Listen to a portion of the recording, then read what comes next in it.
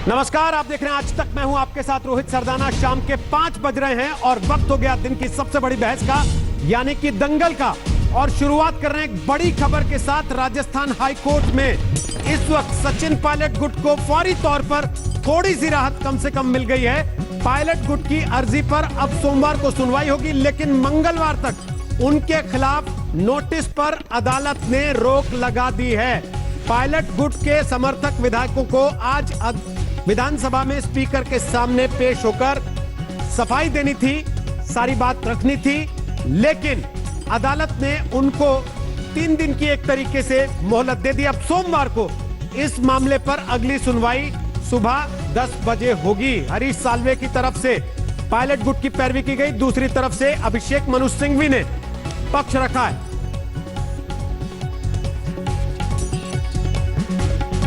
ऊपर कंक्लूड हो गए हैं और जो सिंघवी साहब हैं वो अभी आर्ग्यूमेंट उनके चालू हो गए। डॉक्टर सिंघवी के he will continue the arguments on Monday at 10 AM। Bench जो है नॉर्मली कोर्ट 10:30 खुलती है, लेकिन उस दिन 10 बजे मंडे को बेंच बैठेगी और सुनवाई करेगी। और स्पीकर के लिए ले गए हैं कि जो कल लेटर दिया है उसी लाइट में डेफरमेंट किया है कि जो आज 5 बजे की सुनवाई है उसको ट्यूसडे को 5:30 बजे तक के लिए डेफर किया जाए। बड़ा सवाल ये भी है कि अब 7 दिन का समय हो जाएगा मंगलवार को। जी, वो लीगल इशू है कि अब उसकी कोर्ट की ऑर्डर की वजह से वो 7 दिन का हो रहा है या डेफरमेंट। तो जो ओरिजिनल नोटिस का पीरियड है वो 3 दिन का था और अब ऑब्वियसली 7 दिन हो जाएगा। जी बिल्कुल, मंगलवार 5:30 बजे पहले तक कोई कार्रवाई नहीं होगी। मंगलवार 5:30 बजे तक कोई कार्रवाई नहीं होगी। तो एक तरफ लड़ाई अदालत में चल रही है और दूसरी तरफ मीडिया में, क्योंकि राजस्थान के सियासी संकट में आज वायरल ऑडियो टेप्स पर हंगामा मच गया। कांग्रेस ने इन ऑडियो टेप के आधार पर बीजेपी पर अशोक गहलोत की सरकार गिराने की साजिश रचने का आरोप लगा दिया। एक ऑडियो टेप में एक गजेंद्र सिंह से कथित तौर पर कांग्रेस विधायक भंवरलाल शर्मा की बात हो रही है। कांग्रेस का दावा है कि टेप में केंद्रीय मंत्री गजेंद्र सिंह शेखावत हैं। हालांकि शेखावत ने कहा कि यह मेरी आवाज ही नहीं हो सकती क्योंकि मैं मारवाड़ी बोलता हूं और टेप में तो झुंझुनू की बोली। और बीजेपी ने भी कहा कि कांग्रेस अपने घर के झगड़े को संभाल नहीं पाई तो अब फर्जी टेप के आधार पर झूठे आरोप लगाए जा रहे हैं। इसीलिए दंगल में आज मुद्दा होगा कि राजस्थान की लड़ाई क्या अब सीढ़ी पर आई, लेकिन आज आपको देखना चाहिए राजस्थान की विधानसभा की तस्वीर क्या। तो हम आपको आंकड़ा दिखा देते हैं एक बार। राजस्थान विधानसभा का नंबर गेम यह है। गहलोत कैंप के एक विधायक का दावा आज यह है कि उनके साथ 102 लोग हैं, लेकिन इनमें 4 विधायक ऐसे हैं जो सचिन पायलट के करीबी भी माने जाते हैं। उनकी निष्ठा पर भरोसा नहीं है, यानी कि 98 विधायक गहलोत कैंप के पास मोटा मोटी। और सचिन पायलट कैंप में कांग्रेस के 19, 3 निर्दलीय और 1 सीपीएम का मिलाकर 23, और फिर दूसरी तरफ बीजेपी के 72 और 3 सहयोगी मिलाकर 75। अगर आंकड़े को तौला जाए तो इस तरीके से। और आरोप यह लग रहा है कि अशोक गहलोत इसीलिए चाहते हैं कांग्रेस के सचिन पायलट समर्थक विधायकों की सदस्यता खारिज हो जाए ताकि सदन की संख्या कम हो जाए और उसके बाद उनके 98 भी बहुमत साबित करने के लिए पर्याप्त हो जाएं। लेकिन क्या ऐसा हो पाएगा, बताएंगे आपको आज दंगल में। हमारे साथ कौन कौन से मेहमान हैं, उसके पहले पूरे दिन का घटनाक्रम, कैसे राजनीतिक मोड़ आज राजस्थान की राजनीति में आए हैं, देख लीजिए। राजस्थान का संकट अब सिर्फ सियासी नहीं रह गया है। एक और वायरल ऑडियो टेप है जिसमें गहलोत सरकार गिराने की कथित साजिश का सबूत है, तो दूसरी ओर सचिन कैंप को मिली अयोग्यता नोटिस पर मामला हाई कोर्ट में। जो ऑडियो टेप वायरल है उसमें से एक में दावा है कि बीजेपी नेता गजेंद्र सिंह कांग्रेस विधायक भंवरलाल शर्मा से बात कर रहे हैं। कांग्रेस ने ऑडियो टेप जारी किया है, हालांकि आज तक इसकी पुष्टि नहीं करता। हाँ, गजेंद्र सिंह अर्ज करूं महाराज। मैं उम्र में बड़ों को आशीर्वाद दे दूं। बिल्कुल साहब, विजय बिल्कुल आप सब मिलकर आपके आशीर्वाद से विजय होते हैं। बिल्कुल साहब, 1-2 दिन में संख्या पूरी होती थी। बस संख्या पूरी हुई, यहाँ का गोदा जिज्ञासी अब तो कहीं है। मैं कल संजय जी ने भी बात करी है, तो आपने 8-10 दिन को 10-15 दिन की कठे रहना चाहिए। सरकार राज तो रहे कौन से 12 में 15 दिन तक जो छोड़ दी जो लोग अपन के आ जाए। नहीं, बात मैं भी समझूंगा, होटल से रात अलग होनी। हाँ, और संख्या बल है कोनी, संख्या बल है कोनी। और बाकी वो बात आप संजय जी होगी संजय की वो मेरे बेटी से मिला वो नहीं मैं बात कर रही हूँ। हाँ हाँ मैं कर लूंगा बात। ठीक हो। हाँ तो मैं वो तेरे ही लिया। ठीक हो कब? ठीक सर। ठीक है। अच्छा नमस्कार। ऑडियो टेप के आधार पर राजस्थान पुलिस की एसओजी ने 2 एफआईआर दर्ज की है, लेकिन एफआईआर नामजद नहीं है। इन टेप्स में तथाकथित तौर से भारत सरकार के कैबिनेट मंत्री श्री गजेंद्र शेखावत जी, श्री भंवरलाल शर्मा जी जो कांग्रेस के विधायक हैं, वे भाजपा नेता संजय जैन जी की तथाकथित बातचीत सामने आई। इस तथाकथित बातचीत में पैसों की सौदेबाजी, विधायकों की निष्ठा खरीदने और राजस्थान की सरकार गिराने का षड्यंत्र सामने आया है। अगर राहुल जी षड्यंत्रकारी ऑडियो के माध्यम से अपनी रिस्पॉन्सिबिलिटी को छोड़ने का जो प्रयास आप कर रहे हैं, जो इरेस्पॉन्सिबिलिटी आपकी दिख रही है कि आप अपने घर को संभाल नहीं पा रहे हैं। ऑडियो टेप पर संग्राम के बीच कांग्रेस ने अपने 2 विधायकों भंवरलाल और विश्वेंद्र सिंह को कांग्रेस की प्राथमिक सदस्यता से निलंबित किया है। उधर सचिन पायलट ने कोर्ट में जो याचिका दायर की है, उसमें उन्होंने दलील दी है कि विधायक दल की बैठक से गैर हाजिर रहने से संविधान की 10वीं अनुसूची के उल्लंघन का मामला नहीं बनता। स्पीकर ने पक्षपातपूर्ण तरीके से नोटिस जारी किए हैं। इस बीच कोर्ट ने कांग्रेस के चीफ व्हिप महेश जोशी को भी मामले में पक्षकार बना लिया है। शरद कुमार, जयपुर, आज तक। तो आपको बता दें कि दंगल में आज हमारे साथ गौरव भाटिया हैं, वो बीजेपी का पक्ष रखेंगे। रघु शर्मा हमारे साथ हैं, वो राजस्थान सरकार में मंत्री हैं। हमारे साथ आशुतोष होंगे जो कि राजनीतिक विश्लेषक हैं, आम आदमी पार्टी से चुनाव लड़ चुके हैं और फिलहाल सत्यहिंदी.com वो चलाते हैं। आप तीनों का स्वागत है दंगल में। सबसे पहले रघु शर्मा जी, अगर आप ये मानते हैं कि केंद्रीय मंत्री की आवाज है तो नामजद रिपोर्ट क्यों नहीं दर्ज कर रहे उनके खिलाफ? देखिए, एसओजी ने जिस दलाल के माध्यम से ये बातचीत की गई है उसको पूछताछ के लिए हिरासत में लिया है। अब अगर कोई टेप या ऑडियो सामने आया है तो उसकी जांच तो होनी चाहिए, और जांच में आप ये स्पष्टीकरण दो कि मैं तो मारवाड़ का हूँ, आवाज इसमें शेखावाटी की आ रही है, मैं राजस्थान का रहने वाला हूँ। अगर इस बात का जवाब देना चाहूँ, ये शेखावत लोग हमारे शेखावाटी नहीं होते हैं। गजेंद्र सिंह शेखावत माइग्रेटेड मारवाड़ी है, ओरिजिनल मारवाड़ी नहीं है। इसलिए ये जांच होने दें, वो जांच में दूध का दूध और पानी का पानी हो जाएगा। इतना हल्के में नहीं लेना चाहिए जब मुख्यमंत्री जिनके पास सर्वाधिक इनपुट होता है, सूचनाएं आती है जगह जगह से। पिछले 6 महीने से वो बार बार कह रहे हैं मेरी सरकार को धन बल के आधार पर गिराने की साजिश हो रही है। तो 6 महीने से आप लोगों के फोन टैप करा रहे थे? मतलब कौन टैप करा रहा है? ऐसा देखिए, आप इनकी भाषा में मत बोलिए। हम किसी के फोन टेप नहीं करा रहे हैं। जो दलाल बीच में आया, एसओजी ने उसको हिरासत में लिया है। मालूम पड़ जाएगा क्या असलियत है। कितने दिन सच्चाई से पर्दा डालोगे? आप लोग हकीकत को भी दिखाया करो कभी। अगर आपके पास ये जानकारी है कि मंत्री ही बात कर रहे थे, तो जैसे आपने एक आदमी को पकड़ा तो मंत्री के घर भी पुलिस भेज देनी चाहिए थी आपको। हमको क्या करना है, एसओजी को क्या करना है, ये कोई चैनल वाला नहीं बताएगा। नहीं, बिल्कुल चैनल वाला नहीं बताएगा सर। इसलिए आप भी चैनल वालों को ये ना बताएं ना कि चैनल वाले क्या दिखा रहे क्या नहीं दिखा रहे। जो कुछ हो रहा है हम तो सामने रख रहे हैं आपके, और आपको भी बुलाया कि आप अपनी बात रखिए। फिर भी आपकी शिकायत है कि नहीं साहब, चैनल वाले तो हमारी मर्जी से नहीं दिखा रहे। सर, अगर यही दर्द है कि चैनल वाले हमारी मर्जी से नहीं दिखा रहे, तो फिर तो जनता को समझ में आ जाएगा सब कुछ। आप या तो आप बोल लीजिए, मुझे बोलने दीजिए। तो बोलने दे ही रहा हूं सर आपको। आप अपनी बात रखने की बजाय मुझ पर आरोप लगाने लगे ना रघु जी, इसलिए मुझे इतना बोलना पड़ा। वरना ये कार्यक्रम आपके बोलने के लिए है, मेरे बोलने के लिए नहीं है सर। मेरे को बुलाया ना, बोलिए। मध्य प्रदेश में सरकार गिराई कि नहीं गिराई इन्होंने? ये लॉकडाउन अनलॉक हुआ, गुजरात में विधायक खरीदे कि नहीं खरीदे? मध्य प्रदेश में परसों भी विधायक का इस्तीफा हुआ है, आज भी विधायक का इस्तीफा हुआ है। कर्नाटक में सरकार गिराई कि नहीं गिराई? किसने गिराई? कांग्रेस अपने आप सरकार गिरा लेगी, कांग्रेस अपने आप बगावत कर लेगी। कौन है इसका सूत्रधार? कौन रणनीति बना रहा है? ये कहां से आ रहा है ये काला धन? ये सब चीजों का जवाब देश की जनता को देना पड़ेगा। बीजेपी तो आपको लगता है कि इस पूरे घटनाक्रम का सचिन पायलट की सीएम बनने की इच्छा से कोई लेना देना नहीं है?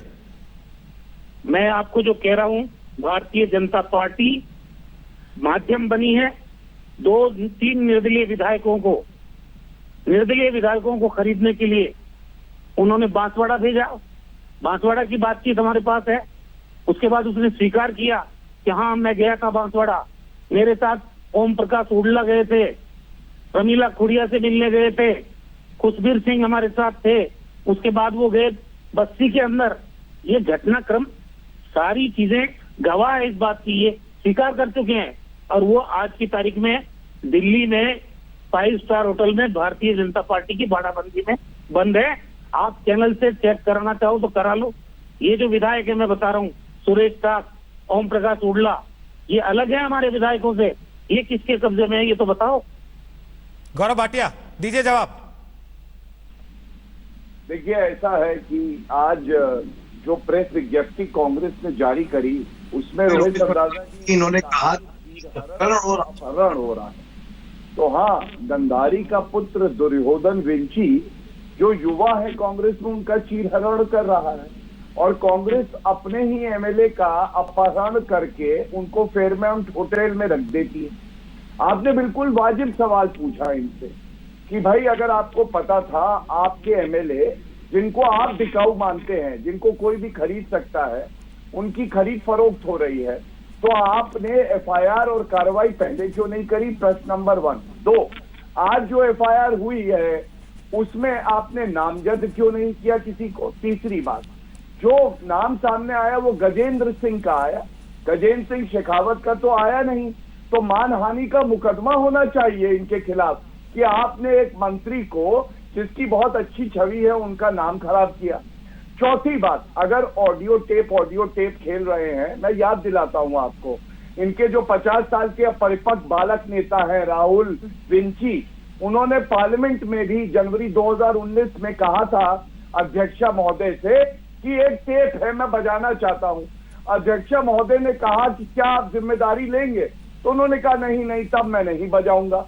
तो ऐसे ये जो टेप निकाल के लाते हैं ना रोहित सरदाना जी, ये पालिका बाजार में 10 रुपए में मिल जाते हैं और उन टेप में सोनिया गांधी जी अच्छी फर्राटेदार हिंदी भी बोल लेती हैं।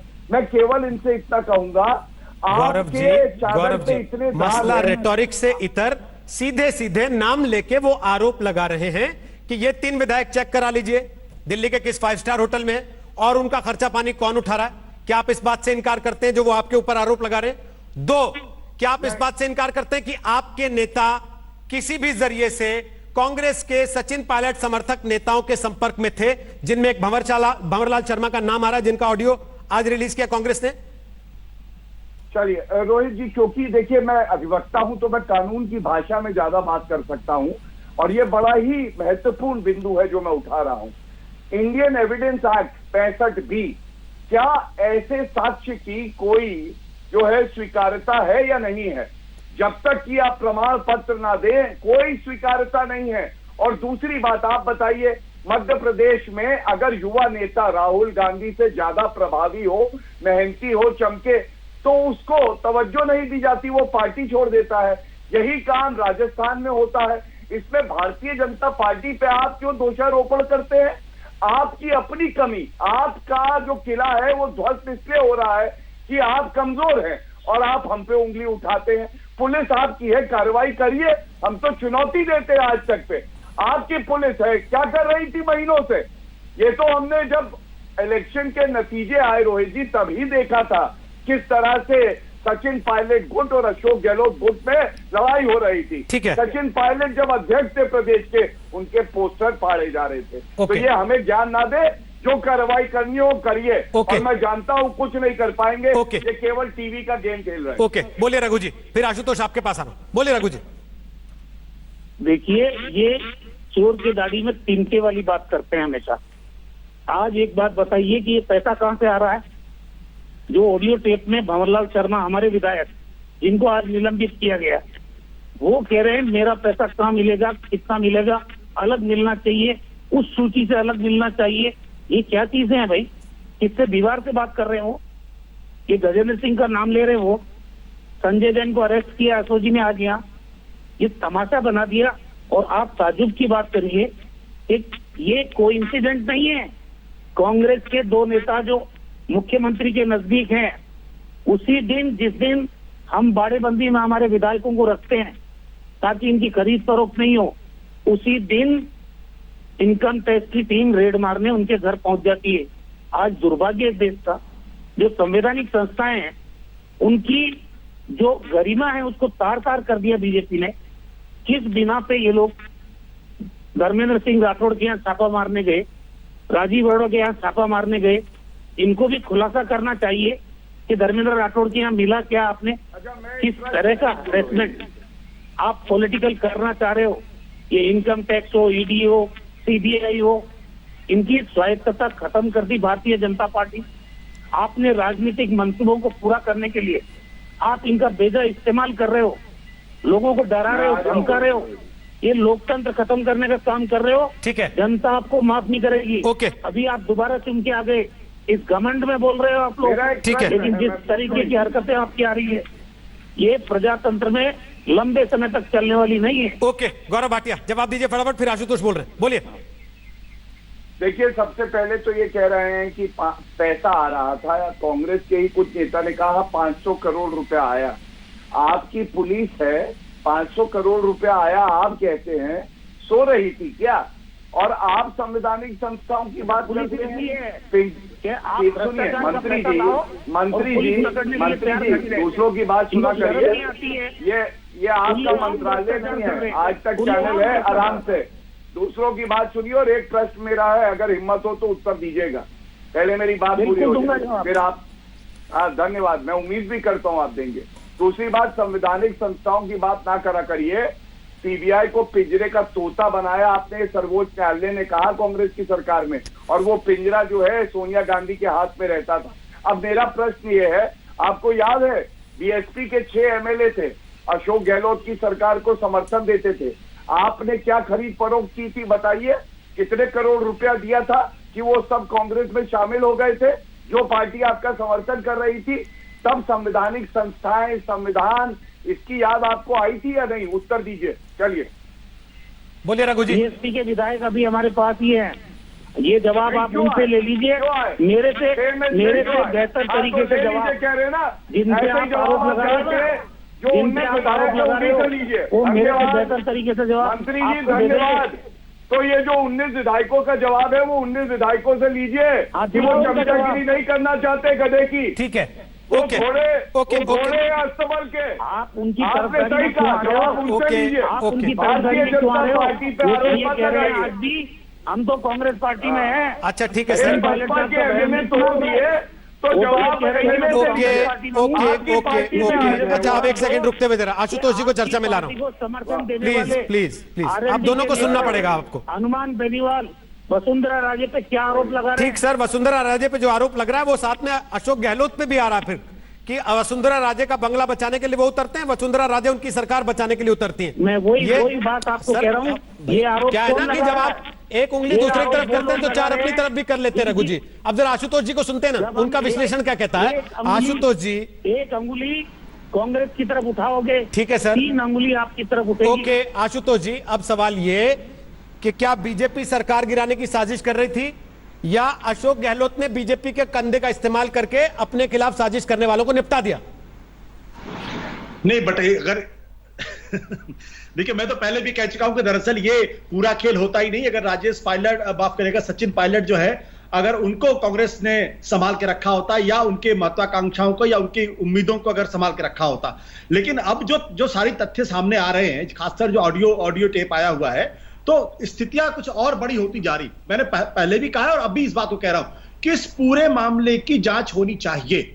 जांच ये होनी चाहिए कि भाई ये महज एक इत्तेफाक है कि जब राज्यसभा के चुनाव होते हैं तो विपक्षी पार्टियों के कुछ विधायक अपने आप इस्तीफा देके के चले जाते हैं और उसके बाद जो है वो या तो दूसरी पार्टी ज्वाइन कर लेते, कुछ और कर लेते हैं। ये ऑडियो टेप सिर्फ राजस्थान में नहीं आया, ये ऑडियो टेप कर्नाटक में भी सामने आ जाता है। इसी तरीके से विधायक मध्य प्रदेश में भी इस्तीफा दे देते हैं, गुजरात में चुनाव के पहले इस्तीफा दे देते हैं, राजस्थान के अंदर यही ड्रामा होता है, मणिपुर में भी यही होता है, गोवा में भी यही होता है। तो आपको लगता है बीजेपी के अलावा सारे विधायक रेड कार्ड लगा के घूमते हैं माथे पे कि जब मौका है हमको खरीद लो?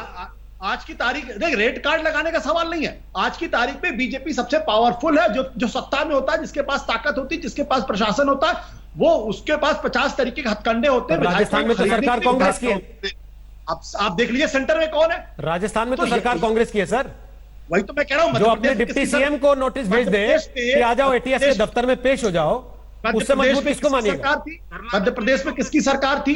मध्य प्रदेश में किसकी सरकार थी ना। आप मैं जो बात कह रहा हूं कि ये नई राजनीतिक संस्कृति इस देश के अंदर आई हुई है कि ठीक चुनाव के पहले आप देखिए महाराष्ट्र के अंदर क्या होता है। महाराष्ट्र विधानसभा के ठीक पहले एक ठोक के भाव में कांग्रेस और तमाम लोगों से निकलकर लोग बीजेपी में शामिल हो जाते हैं। यह महज इत्तेफाक नहीं हो सकता, ये इत्तेफाक बिल्कुल नहीं। मैं बार बार कह रहा हूं, मैं ये बात अपने अनुभव के साथ मुझे अच्छे से याद है सर, मैं टीवी पे देखता था, आप यहां बैठ के एंकरिंग करते थे जब शिबू सोरेन का घोटाला पूरे देश के सामने आया था, वो मामला पूरा सामने आया था।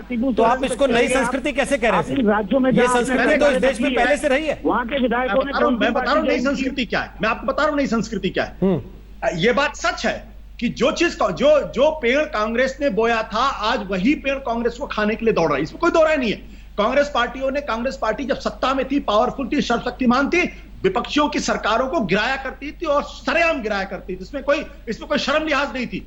आज वही चीज बीजेपी भी अपना रही है, इसमें कोई दो राय नहीं। फर्क क्या पड़ गया है? फर्क यह पड़ गया कि चुनाव के ठीक पहले आप विधायकों को अपनी तरफ तोड़ने की कोशिश, और ये मैं अपना अनुभव का आधार पर कह सकता हूं। आम आदमी पार्टी में अभी भी वो वीडियो पड़ा होगा जहां 4 करोड़ रुपए देने की बातचीत एक विधायक के साथ की जा रही थी और बीजेपी के एक वरिष्ठ नेता दिल्ली के कर रहे थे। उस पर कभी कोई कार्रवाई नहीं हुई। तो मैं अनुभव के आधार पर कर रहा हूं, मैं कोई हवाई बातें नहीं कर रहा हूं। और विधायक जो है वो चुना हुआ विधायक ऐसे ही नहीं इस्तीफा देके चला जाता है, उसके पीछे कई तरीके के कारण होते हैं। लेकिन मैं एक बात जो मैंने पहले भी कहा और अभी भी कह रहा हूं, इस समस्या का असली कारण कांग्रेस पार्टी खुद है, जो अपने विधायकों को और सचिन पायलट की महत्वाकांक्षा को नहीं रोक पाई। लेकिन सर मेरे सवाल का जवाब नहीं दिया आपने।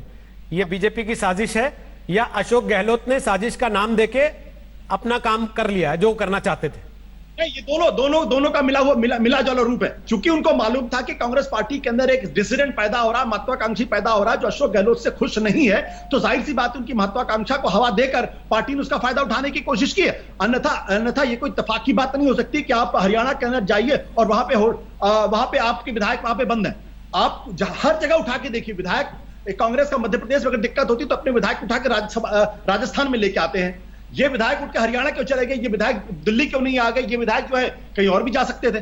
तो मैं दूसरी बात कर रहा हूं, मैं कह रहा हूं कि कांग्रेस पार्टी बुनियादी तौर पे जिम्मेदार है, लेकिन ये कहना कि बीजेपी पूरी तरीके से पाक साफ है, ठीक है। गौरव भाटिया जवाब दीजिए, फिर रघु जी के पास जाऊंगा। बोलिए गौरव भाटिया, दीजिए जवाब। देखिए, सचिन तेंदुलकर और राजेश पायलट से निकल के सचिन पायलट की बात करते हैं, और मुझे नहीं पता था कि पत्रकार होने के नाते या फिर राजनीति में जब आशुतोष जी आए तो इनको अनुभव हो गया कि एमएलए कैसे खरीदे जाते हैं। लेकिन आशुतोष जी, आप मुझे बताइए कि चाहे आपने मध्य प्रदेश का उदाहरण दिया हो चाहे राजस्थान का, मध्य प्रदेश में तो कांग्रेस की सरकार रही थी ना। अगर एमएलए जिनको आप कह रहे हैं कि बिकाऊ हैं क्योंकि कांग्रेस के हैं, तो पुलिस को किसने रोका था कि वहां पे कार्रवाई कर ले, एफआईआर दर्ज कर ले? और राजस्थान में अगर रुपया आ रहा था, विधायकों को खरीदने की बात हो रही थी, पुलिस क्यों नहीं कार्रवाई करके इनकी जो है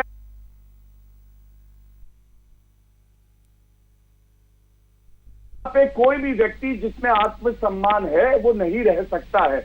और विरोधाभास देखिए, अब राजस्थान में स्पीकर साहब 2 दिन में चाहते हैं कि इन लोगों को निष्कासित कर दे, डिस्क्वालीफाई कर दे, और यही कर्नाटका में स्पीकर कांग्रेस के इशारे पे 25 दिन तक जो इस्तीफा दिया जा रहा था वो भी स्वीकार नहीं कर रहे थे। और विरोधाभास देखिए कि अपने मैनिफेस्टो में कांग्रेस रोहित जी कहती है कि हम राजद्रोह खत्म कर देंगे 124 से इंडियन पीनल कोड, और सचिन पायलट जो डिप्टी मुख्यमंत्री हैं उनको राजद्रोह के ही मुकदमे में तलब कर लेता है, उनके पोस्टर फाड़े जाते हैं।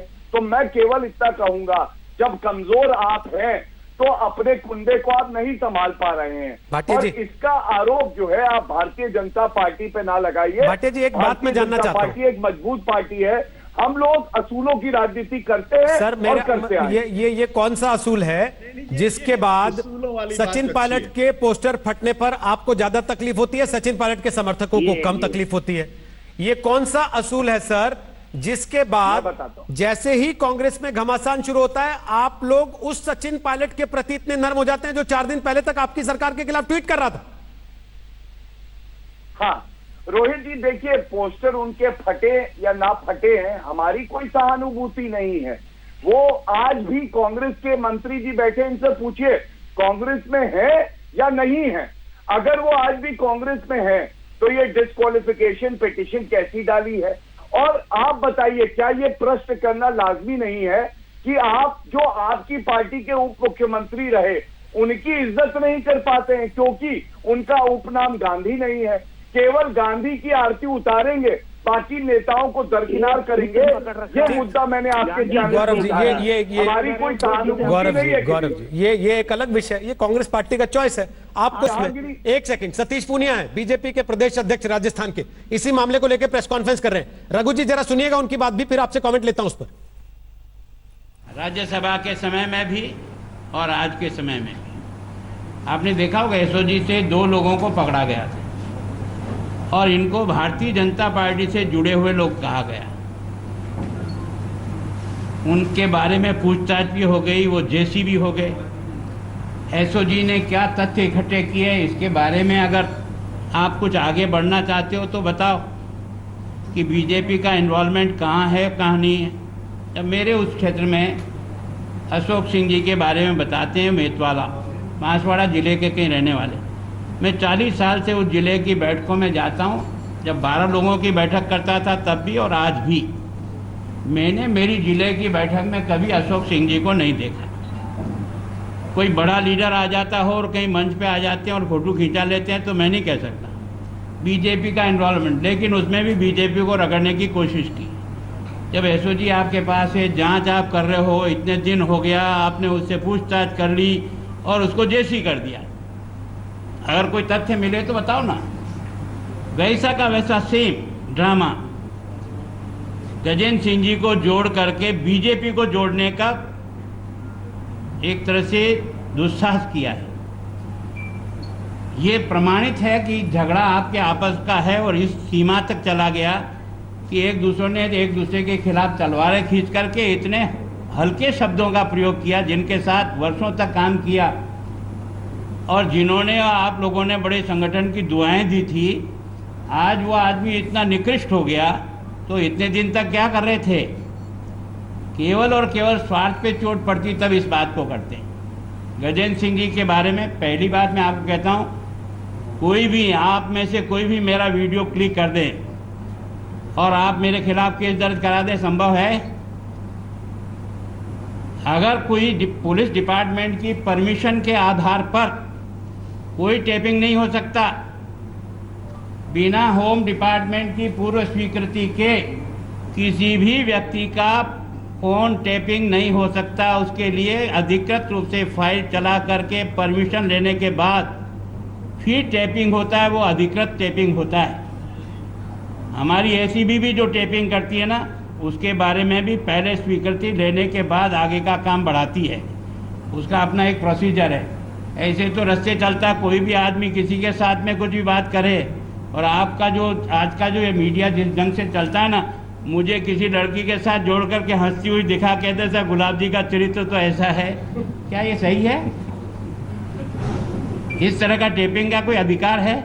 और किस अधिकार से आपने ये टेपिंग किया और इसके बारे में और गजेंद्र सिंह जी को जोड़ने का प्रयास किया? आप में से कोई मुझे फंसाने के लिए कोई मोहनलाल मेरा कोई पुराना परिचित हो उसको खड़ा कर दे और उसे कहे तुम ये करना ये करना ये करना ये करना ये करना, मैं तुम्हारी अभी गुलाब जी से बात करा देता हूँ, जुड़ गया मैं। तो सुना आपने बीजेपी के नेता पूर्व मंत्री गुलाबचंद कटारिया और साथ में सतीश पूनिया बीजेपी के प्रदेश अध्यक्ष प्रेस कॉन्फ्रेंस कर रहे हैं। रघु शर्मा, जो सवाल मैंने आपसे पूछा था तो आप नाराज हो गए थे, वो सवाल पूछ रहे हैं, फोन टैपिंग कैसे किया आपने, किस अधिकार से किया और 6 महीने से कर रहे थे, इसका मतलब आप? वो तो खुद मीडिया पे ही आरोप लगा रहे हैं। आपने सुना नहीं उनको? ये खुद गृह मंत्री रहे राजस्थान के। रघु जी बड़ा आसान होता है हर चीज को मीडिया पे घुमा देना, आप भी जानते हैं कि इतने समय से ऐसे थोड़ी राजनीति कर रहे हैं कि मैं कुंठित हूँ, लाचार हूँ, एक कांस्टेबल का ट्रांसफर नहीं कर सकता। तो ये मुझे प्रोसीजर क्या बता रहे हैं गुलाबचंद जी कटारिया साहब? वो जो होटल है आईटीसी का, उसी होटल में मध्य प्रदेश के 22 बागी विधायक रुके थे, वहीं से कर्नाटक ले जाए गए। वो अभी भी हमारे जो विधायक हैं वहीं में मेहमान बने हुए हैं, वही आईटीसी होटल है। और ये जो 3 निर्दलीय विधायक जिनकी बात मैं कर रहा हूँ, वो भी गुड़गांव हरियाणा में ही है। ये भारतीय जनता पार्टी मेजबानी कब से इनकी कर रही है? इनकी भी तो थोड़ा डिटेल मंगा लो, कौन पेमेंट कर रहा है इनका, किसने होटल बुक कराया, मध्य प्रदेश के विधायक जब रुके उनके किसने होटल में कमरे बुक कराए।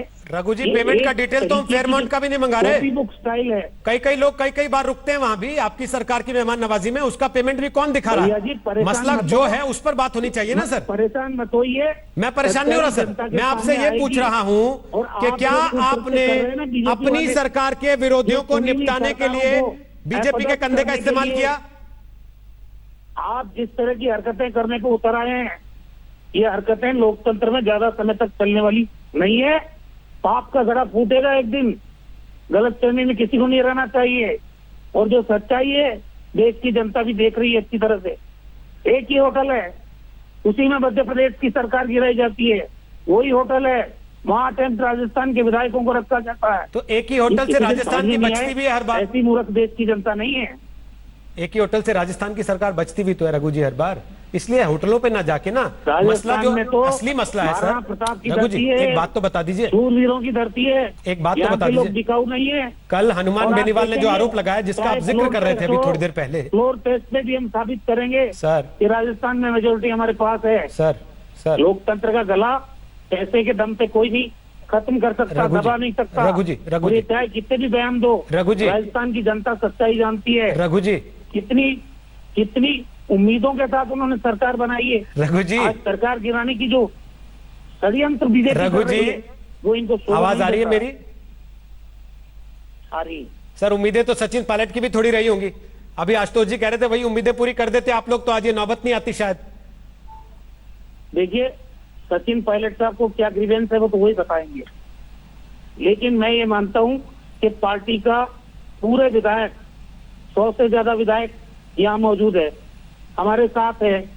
पार्टी के महासचिव संगठन के केसी वेणुगोपाल जी यहाँ मौजूद है, पार्टी के मुख्यमंत्री यहाँ मौजूद है, पार्टी के प्रदेश प्रभारी ऑल इंडिया से वो यहाँ मौजूद है, पीसीसी के प्रेसिडेंट यहाँ मौजूद है। तो जो भी ग्रीवेंस है वो पार्टी प्लेटफॉर्म पे ही होती है दूर। बट रघु जी, मैं आज अशोक गहलोत जी का इंटरव्यू देख रहा था एक टीवी चैनल पर, जिसमें वो कह रहे थे मेरी तो सचिन पायलट से बात ही नहीं हुई, 1.5 साल हो गया। तो कहां ग्रीवेंस बताएगा आदमी? मुख्यमंत्री और उप मुख्यमंत्री आपस में। मैं तो सरकार का हिस्सा हूं, मैं 1.5 साल से सरकार का हिस्सा हूं। इस तरह की बातें मत करिए आप जो सत्य से परे हैं। सर, मैं नहीं कह रहा हूं, ये उन्होंने अपने इंटरव्यू में कहा है, मैं नहीं बोल रहा हूं ये बात। 1.5 साल से हम कैबिनेट में भी बैठे हैं, हमने लोकसभा के चुनाव में साथ साथ कैंपेन भी किया, मैं कैंपेन कमेटी का चेयरमैन था। ऐसी बातें करने से कोई फायदा नहीं। अगर हम एक दूसरे से मिल ही नहीं रहे 1.5 साल में तो हम सरकार से चला रहे। यही तो सवाल है सर, यही तो मैं पूछ रहा हूं कि फिर उनको ऐसा कहने की नौबत क्यों आई? बहरहाल ठीक सर, ओके, आपने अपनी बात कह दी, मैंने मान ली। गौरव भाटिया अपनी बात रखिए, उसके बाद आशुतोष जी वेट कर रहे हैं। गौरव बोलिए। देखिए, ये कांग्रेस पार्टी में ही हो सकता है कि मंत्री बैठ के आज तक पे मुख्यमंत्री की बात का ही खंडन कर दे। जो बात आपने उठाई रोहित जी, वो बिल्कुल सही है। अशोक गहलोत जी ने कहा 1.5 साल से मेरी बात नहीं हुई, यहाँ मंत्री जी कह रहे नहीं बात होती थी। अब अशोक गहलोत से बेहतर भी उनके मंत्री जानते हैं कि उनके और सचिन पायलट के बीच में बात होती है। बात को तोड़ मरोड़ के आप रख रहे हो। 1.5 साल से मंत्री बात ही नहीं करेगा। रघु जी, कितनी बैठकें हुई है? रघु जी, आप अच्छे व्यक्ति लग रहे हैं मुझे। क्यों राहुल गांधी जैसी हरकतें कर रहे हैं? अपनी बारी में बोलिएगा ना। मैं बोला आपके बीच में क्या? मैं बोला क्या? अपने समय में बोलिएगा। मंत्री हैं आप, बड़े ओहदे पे बैठे हैं, सम्मान करिए उस पद का। धन्यवाद। देखिए, अभी रघु जी ने कहा कि पाप का घड़ा फूटेगा। अरे, कांग्रेस के पाप का घड़ा तो फूट ही रहा है, दिखाई दे रहा है। रघु जी, आपसे वही सवाल मैं पूछता हूं। सबसे पहले आप इस ऑडियो टेप के ऊपर जो है कह रहे हैं कि हाँ घूस ली जा रही थी, दी जा रही थी, तो बताइए ये ऑडियो टेप पुलिस के पास है ना? अभी अगर है तो जानकारी दे दीजिए हम लोगों को, और किस जो है विधिक तौर पे इसको रिकॉर्ड किया गया। दूसरी बात, आपने एफआईआर नामजद क्यों नहीं करी अगर आपके पास ऑडियो टेप थे? और तीसरी बात, पुलिस आपकी है, मुख्यमंत्री आपका है, अरेस्ट करिए ना। अगर कोई लोकतंत्र को चोट पहुंचाता है, खरीद फरोख्त करने की बात करता है, आप कांग्रेस के एमएलए को बिकाऊ मानते हैं, अरेस्ट करके जेल की सलाखों में डाल दीजिए। क्यों डर लग रहा है आपको? क्या डरते हैं कि नाम ना आ जाए अशोक गहलोत का, कि वही नहीं चाहते थे कि सचिन पायलट आगे बढ़े या किसी और का नाम आ जाए? इसीलिए कहते हैं कि जब कमजोर विकेट पे बैटिंग कर रहे हो तो ज्यादा नहीं बोलना चाहिए। और जहां तक पाक की बात कर रहे हैं, मैं आपको सिर्फ इतिहास की एक बात बता दूं, 90 से ज्यादा बार ऐसा हुआ कि आपने राष्ट्रपति शासन लगाया और जो चुनी हुई सरकारें थी उनको बर्खास्त किया, इंदिरा गांधी से लेके बाकी जो तमाम प्रधानमंत्री रहे हैं। इसलिए आपने तो कभी भी लोकतंत्र की मर्यादा बनाए नहीं रखी और आज यहां आके आप प्रवचन देते। रघु जी बोलिए। क्या आप तो मेरे को बताइए, गोवा में आपको बहुमत मिला था, कर्नाटक में आपको बहुमत मिला था, विजय सिंह, अच्छा मध्य चलिए गोवा प्रदेश की में पहले आपको बात बहुमत करते हैं मिला एक एक था, करके। चलिए बताइए, आपको बहुमत मिला था गोवा राजस्थान में आपको बताइए। बहुमत मिला है? आपको गोवा नहीं एक एक करके रघु जी, एक एक करके। गोवा में आपको बहुमत मिला था?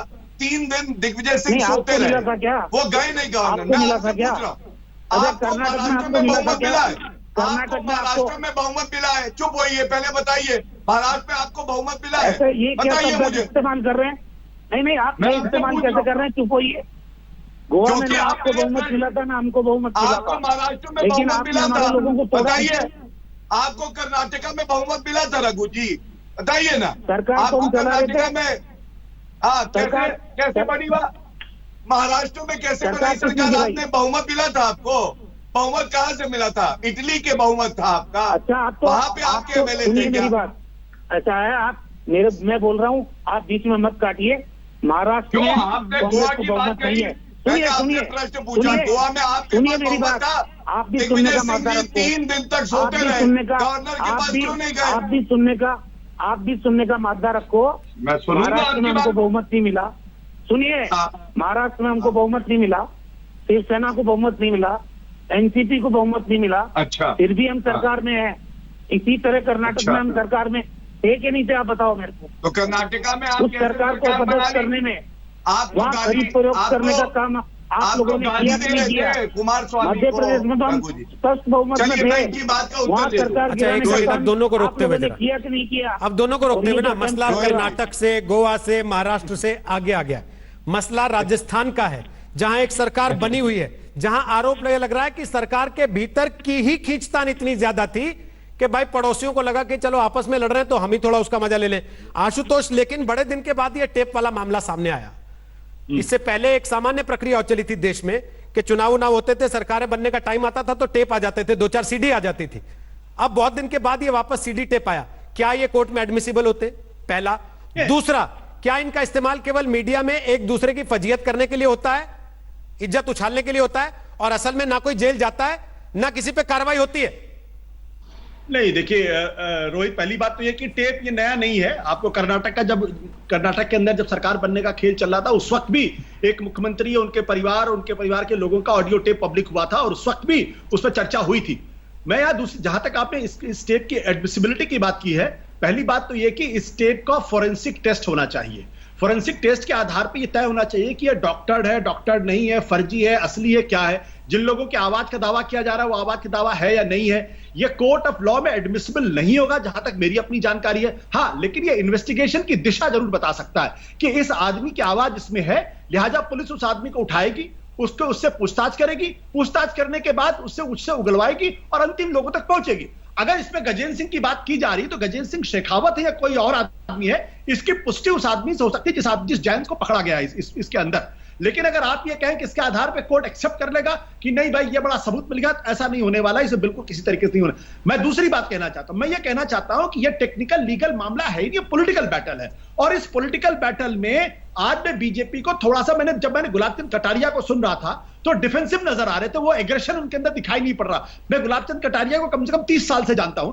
गुलाब चंद कटारिया बड़े अच्छे व्यक्ति हैं, लेकिन वो जिस अंदाज में बात करते, कल किसी लड़की के साथ मेरी फोटो आ जाए मुस्कुराते हुए, ये भाषा जो है ये दिखाती है कि कहीं ना कहीं थोड़ी कमजोरी उनके पक्ष की तरफ से भी दिखाई पड़ रही है। अब राजस्थान की सरकार इसको कितना परस्यू करना चाहती। दूसरी बात आपने देखा कि आज जो हाईकोर्ट के अंदर जो वकील पेश हुए वो कौन वकील थे?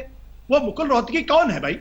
ये तो मेरे ख्याल से पता चलना चाहिए ना कि वो आज सचिन पायलट के साथ खड़े हुए। कौन है? सचिन पायलट कौन है? सचिन मुकुल पायलट रोहतगी के जी, साथ खड़े हुए, बताइए। हरीश साल में जो सचिन पायलट के साथ खड़े हुए, ये किनके वकील हैं? ये किसकी तरफ से खड़े हुआ कर रहे हैं? मैं एक मिनट इसका उत्तर दे दूं। आशुतोष जी, सवाल है। आशुतोष जी, मैं इस राजदीप बात को का आना उत्तर था, दे दूं, एक मिनट। राजदीप हमारे साथ आ नहीं पाए कुछ तकनीकी वजहों से, वरना वो बताते आपको कि पहले अभिषेक मनु सिंघवी के पास ही गए थे सचिन पायलट, जब उन्होंने बताया कि नहीं साहब मैं तो सरकारी की तरफ से खड़ा होने वाला हूं, तब सचिन पायलट को दूसरा वकील ढूंढना पड़ा। अब मैं मसला आज ये आ उसमें जाता मैं है कुछ- जब मैं कहना ऐसे ही चाहता किसी हूं। मामले में, मैं आ रहा हूं आप ही के पास आ रहा हूं आशुतोष जी, जब ऐसे ही किसी मामले में कोई पेच फंसता है और पूछा जाता है कपिल सिब्बल क्यों खड़े हुए, तो आप कहते हैं कि ये तो प्रोफेशनल है, प्रोफेशनल तो किधर से भी खड़ा हो सकता है। तो हरीश साल्वे, मुकुल रोहतगी आपको प्रोफेशनल वकील नहीं लगते? उनके माथे पे लिखा है बीजेपी। मैंने वकील के तौर पर उनके क्रेडेंशियल्स के बारे में मेरा मानना ये तो सर अब आप ऐसे नाइंसाफी कर रहे हैं, मतलब आप ऐसे समझ रहे थे जनता बेवकूफ है, समझती नहीं कि आप कहना क्या चाह रहे थे। जनता वही समझी सर जो आप कहना चाह रहे थे, इसीलिए मैंने वो सवाल पूछा। हरीश साल्वे और मुकुल रोहतगी हिंदुस्तान के बहुत बड़े और कॉम्पिटेंट वकील हैं। मैं उनके कॉम्पिटेंस पे सवाल नहीं खड़े कर रहा हूं। मैं ये कह रहा हूं कि पिछले दिनों उनकी जो पॉलिटिकल लाइन है, आज वो लाइन सचिन पायलट के साथ क्यों खड़ी है?